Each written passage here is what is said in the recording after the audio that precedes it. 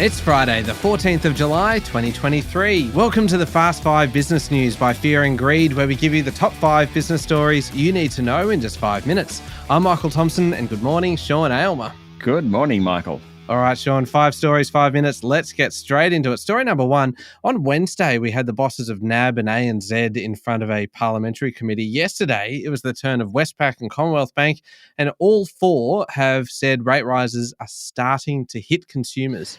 Yeah, it sure did. Westpac boss Peter King said savings buffers that borrowers built up during the pandemic were starting to run down after 12 interest rate rises in 14 months. He expects the cost of living pressures will get harder from here. For now, King said credit quality remains sound and the level of stressed assets is at historical lows. There's been an increase in calls to customer care lines, but the number of active hardship arrangements hasn't yet increased significantly. He also added that the banking sector is the most competitive it's been in 30 years. Commonwealth Bank Chief Executive Matt Comyn was also up. He said his bank is seeing most financial stress among people younger than 35 years and those who are renting. He said most of the younger people who bought their first house during the pandemic have reduced their spending by about 30%. However, the number of customers failing to make repayments remains low by historical standards. He also talked about scams. He said more needs to be done to stop them. He defended the Commonwealth Bank's profitability, particularly as households find it harder with higher interest rates and inflation. All right, just quickly, Sean, we've now had all four big bank bosses over the past few days speaking to Parliament. Overall, what have we found out? They've had pretty much the same message. Interest rates and cost of living pressures are starting to bite, but not too much. The number of people in mortgage stress thus far is relatively few. Younger customers and renters are certainly finding it hardest.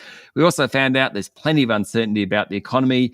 The bank bosses reckon there'll be at least one more rate rise, and the market is very, very competitive. Take advantage of it. Shop around when you're dealing with a bank. Yeah, good point. Story number 2, Sean, in politics now.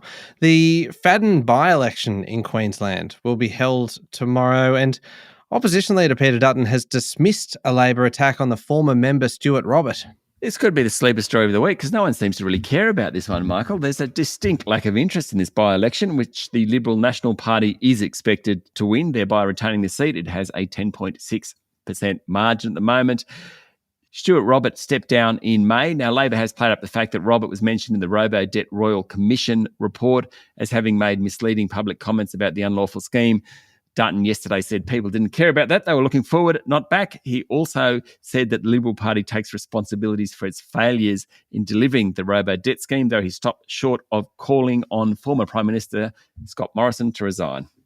Story number 3, Australia's richest couple, Nicola and Andrew Forrest, have separated, though most analysts don't think the split will make much of a difference to iron ore giant Fortescue Metals or their philanthropic foundation Minderoo.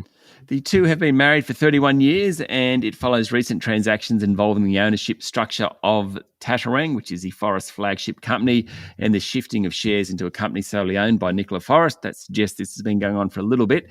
The two released a statement that said, after 31 years of marriage, we have made the decision to live apart. Our friendship and commitment to our family remains strong. There is no impact on the operations, control or direction of Fortescue, Minderoo or Tatarang. The couple have 3 adult children, Grace, Sophia and Sydney. It's understood they have no plans to divorce, but apparently he goes from number 2 to number 8 on the rich list as a result.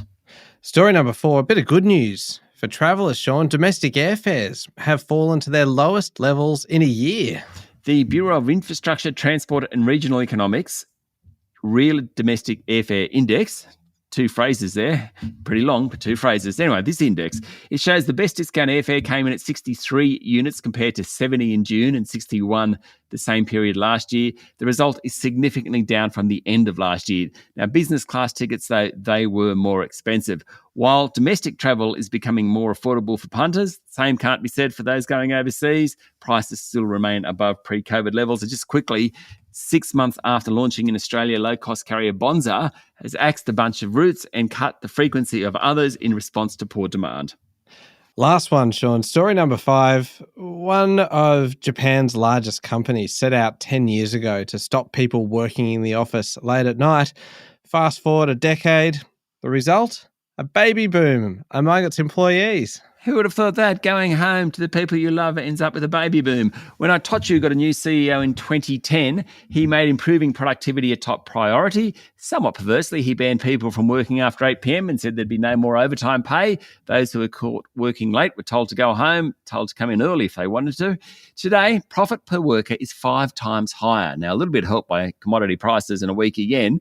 Still, an unexpected consequence has been a jump in female employees taking maternity leave and then returning to work. Itochu's fertility rate among full-time employees doubled to 2, well above the national rate of about 1.3. That's in the decade since the policy has been implemented. Maybe a solution to the ageing population problem in Japan, Michael. That is a fantastic story. It is. There we go, the top 5 business stories in 5 minutes. Thank you, Sean.